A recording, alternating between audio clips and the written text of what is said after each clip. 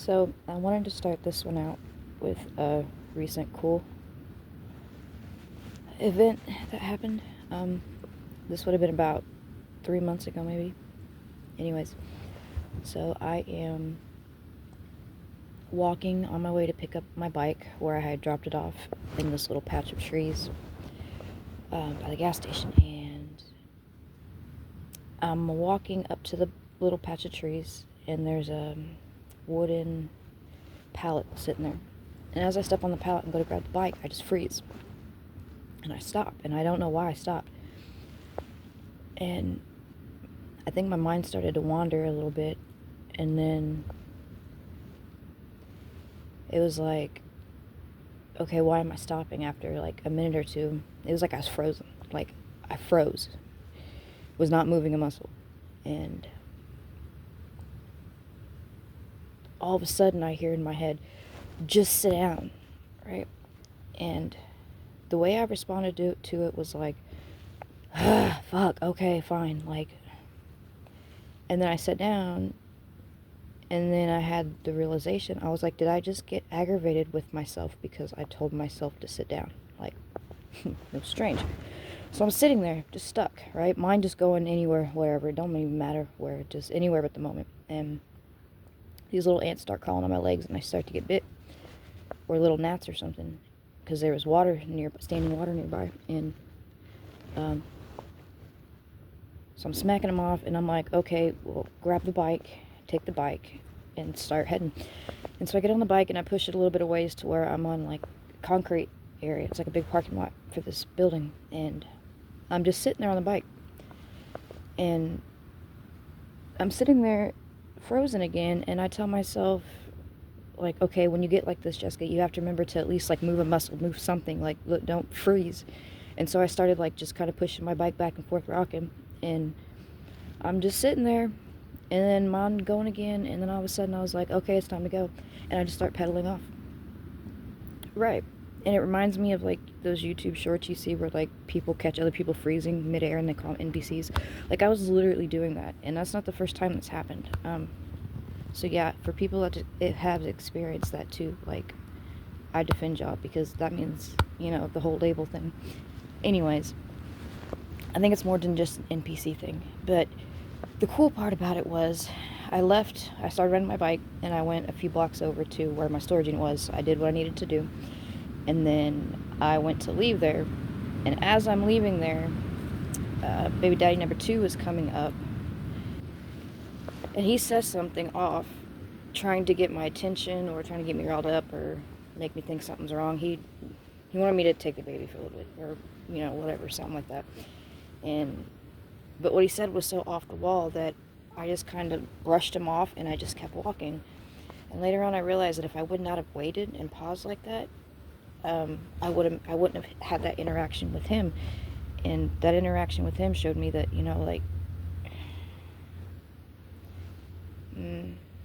it was just a ridiculous thing he came up with to try to get my attention. That's all I'm going to say. And I knew it was ridiculous, and I was able to, like, bro, whatever, like, you're full of shit, and just walk off. But again, if it wasn't for that pause, I would have missed that interaction. So apparently that interaction was important. But yeah, I'm trying to lighten the mood since the last readings, or not reading, video, because I didn't realize I put the dark energy one. I didn't really pay attention to what I was putting after that, and I felt like it kind of got heavy real quick out of nowhere. And so I want to spend this one just talking about more what it was like experiencing what I went through after Tom came back around and I jump started. I have bullet points. I'm going to try to talk about each one a little bit in a coherent way. If I get through it and I still have a little bit of time, I will throw in a couple just random facts. So after the thing with Alex and letting him go and all that shit, you can ask my kids, I was angry a lot. I was one of those parents, which is way too common today, unfortunately, that reacted with anger and yelling. I wouldn't punish by spanking or anything. I wasn't that type of parent. I always felt like I signed up for the mom role, not the dad role. And so punishment's never been my thing. But I would yell. I'd get angry and I yelled because they wouldn't listen. And they would be outside on their bike and they'd come in and the mom would skin my knee. And I'd be like, well, what the fuck? Like, why? I told you not to even go on your bike. Why were you moving outside? Like, why did it? It was such an inconvenience, right? And until all this happened with Tom, I didn't realize,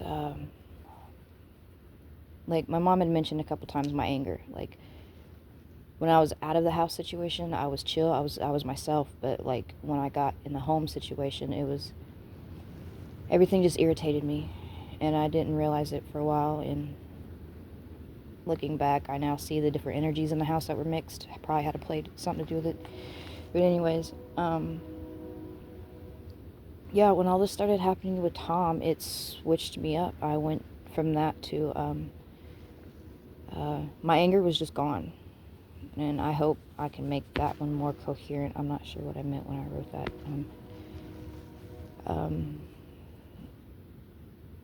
Let me share this one. I mentioned before in a recent reading. Why do I keep calling it reading? Recent video about before it disappeared in 2018. I went to meditate into this one clip from SoundCloud, right? And the clip was only like a few minutes long. And so after I'm around Tom, he gets it to where he gets his old computer set up and has all of his stuff on it. He had big speakers, and he was into taking video clips and matching it up with music to where, you know, the snowboarder drops right when the beat drops type thing. He was into that. And he promised me not to tell people about this part, so I'm not going to mention what documentary it was.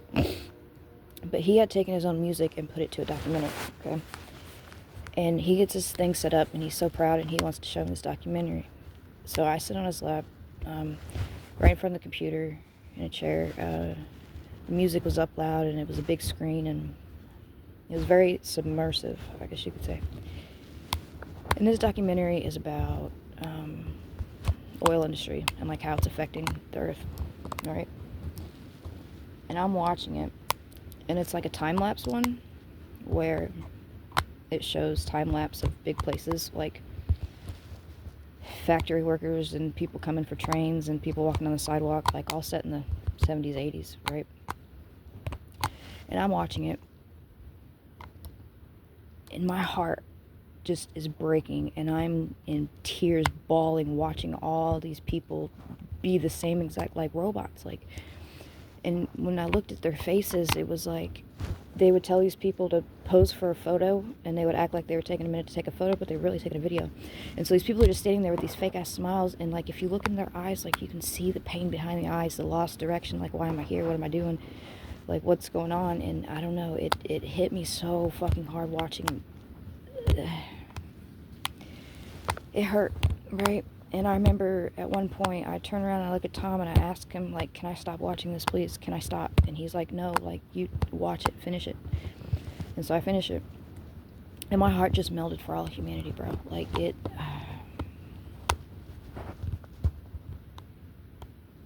I can't describe it. It's like growing up in a world and then all of a sudden seeing it, and it, I don't want to go there.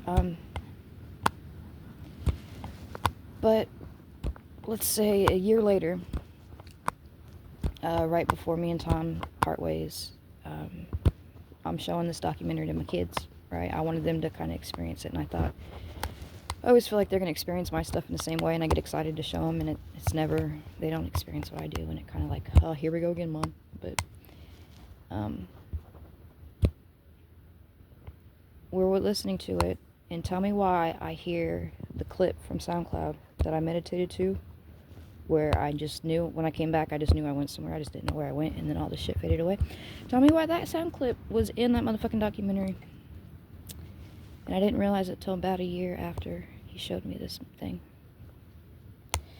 Yeah, I keep hearing stuff about music, and it's like, I can tell you some stuff about music. So, feeling that way about all of humanity, like, I kept saying all I wanted was the earth beneath my feet and my kids by my side. Like, I wanted to run away from society. I wanted to disappear into the woods with my kids. We were really big about going down to the river at the time and spending time outdoors, chopping trees, rocks, jumping logs. Leavenworth has a big, old chunk of woods by the VA hospital up here. It's extremely old. I didn't realize that when trees get so old, the vines actually grow back up the tree. Like, that's how you truly tell how old if a tree is really, really old. And they have so many of those trees up here in Leavenworth, this old town. But anyways,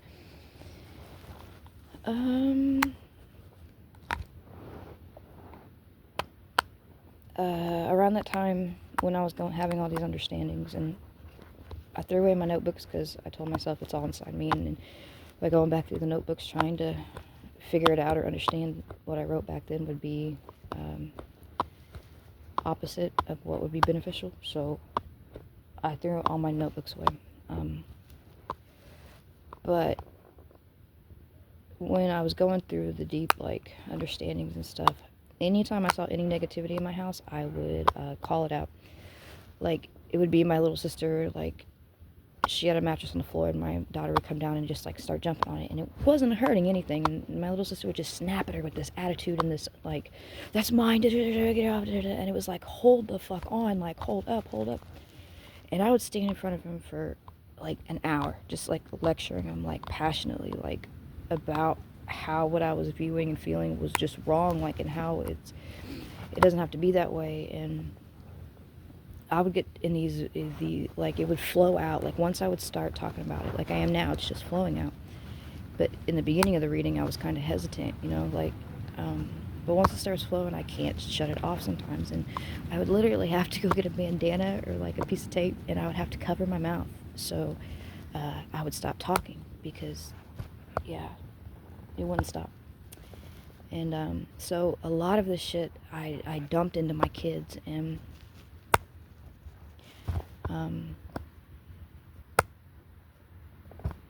right before I left Subway, I was putting the truck away, and I had this understanding of the parasite. It's this thing inside of us that we don't know is there, but yet it feeds off all the negative shit that happens to us, or we cause ourselves, self, what do you call it, self-sabotage, and all that, unconscious nonsense we do to ourselves.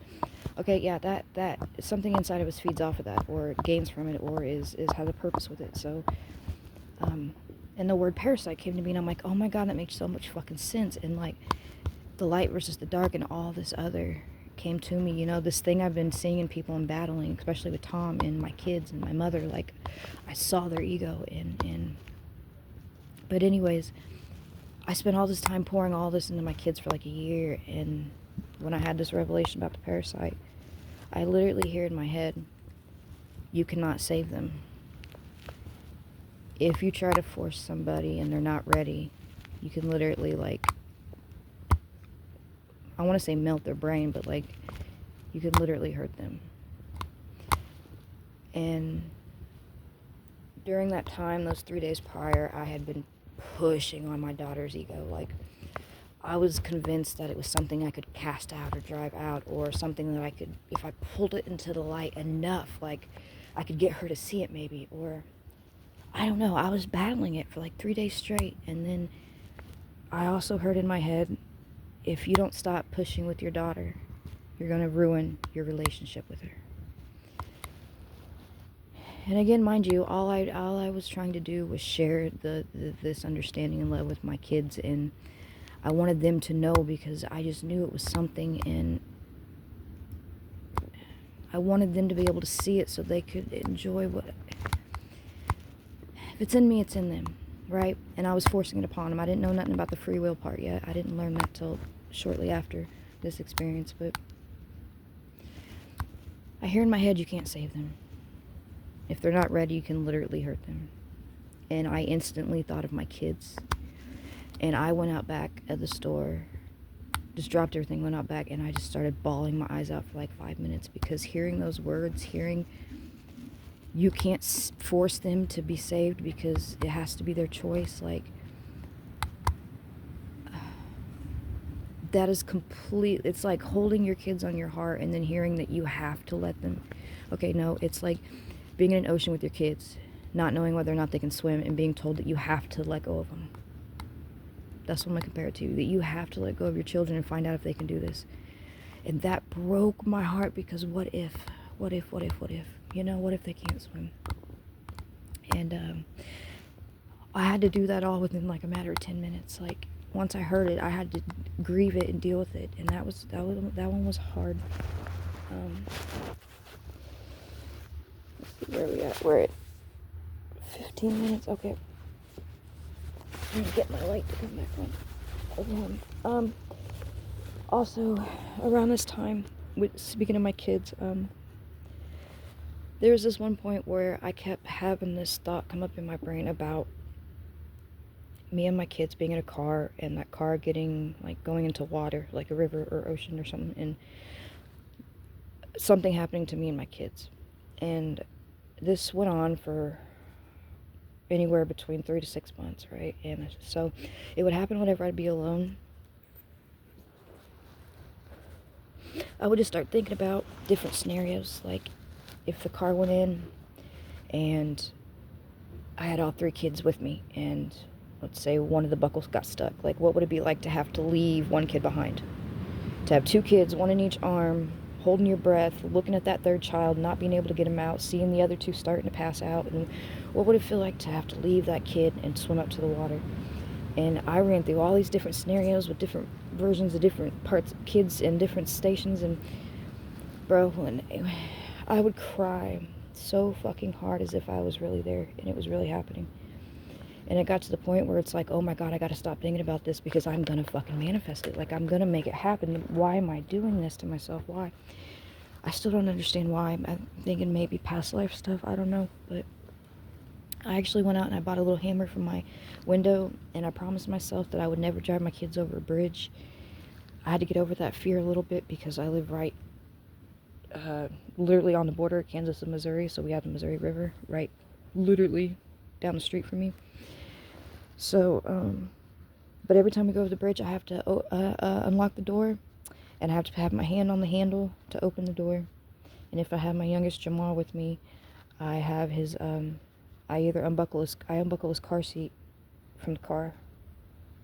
And like, if that car for some reason starts heading towards that water, I already know I'm gonna pull open that handle, and I'm gonna dive out holding his car seat, swim up to the water, try to tip the water out of his car seat, let him float while I drown, because I can't swim. Can't swim. I learned when I was younger, but I didn't go for years, and I forgot how, and I just never been able to. Yeah, but anyways, so that brings me to this next part I want to say. So when I cry, when I'm talking about things, I want people to understand that it's not that. It's like when I speak about things, I'm also reliving it. And that causes emotions to come up. Mostly in the form of tears. But there's so many happy tears. Like, if I'm crying, it does not mean I'm sad. Let me promise you that, okay? The night I came home from my son's birthday party, and I was on the phone with somebody, which is rare, and they asked me how my day was, and I started to tell them about the party and what happened, and I just start crying, and they're like, what's wrong? And I'm like, dude, I'm just so fucking happy. Like, just so happy. I was bawling my eyes out. So,